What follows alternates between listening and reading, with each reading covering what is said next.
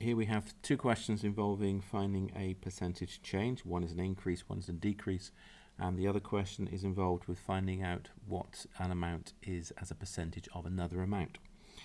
Being able to interpret the wording on these questions and then to be able to create your fourth proportional table is really important. So please make sure you focus on this and you have a full grasp of this when we have the upcoming test. So looking at the very first one here, it says, what is 78 increased by 118%? The key thing here is it's increased. If I'm increasing something by 18%, think about what percentage do I have at the end of that increase, when I've done the increase. Well, the starting amount would be 100%. That's what I always start with. And I'm added, because I've increased 18%. So if I'm adding 18% to 100%, I end up with 118%. That's my final amount. With that information now, I can actually create my table.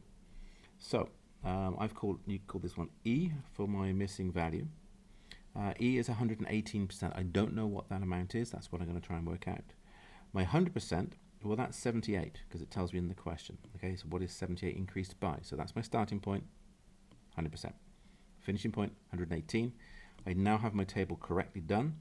And now I can just put the numbers down into a calculator and away I go. I'm going to write out the calculation. You really should do this in the exam. So it's 78 multiplied by 118. That's these two numbers multiplied together, divided by 100, which is this number down here. Put that into the calculator to 2 decimal places. We're going to do this one. You get 92.04. Check you can get that onto the calculator yourself. And then we're ready to move on to the second question. Now the next one here, it says 18 is what percentage of 78? So we're not trying to find out changing 78 in terms of adding 18%, taking 18% away, or finding 80% of it.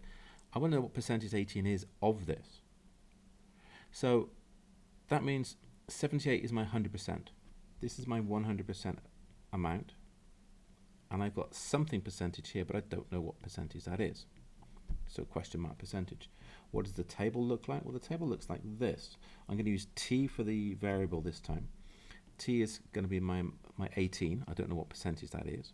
But I know my 100% is 78. So 78 goes with 100%. 18 goes with T percentage. I could even put the little percentage symbol in there. That's the percentage I want to find. And now I have my grid. Now I can work out what's going on. So T is going to be equal to these two multiplied together divided by this. So that's going to be 18 multiplied by 100 divided by 78. Write that calculation down to tell the examiner you know exactly what you're doing. Put it into the calculator, 23.08, and this is a percentage answer because it asks you for what percentage of 78 is 18. So 18 is 23.08% of 78. The final question here is a decrease. We're going to decrease 78 by 18%. So it's kind of similar to the first one here, but there's a difference because it's a decrease, not an increase. When we increased, we added. When we decrease, we subtract. We end up with less than what we started with.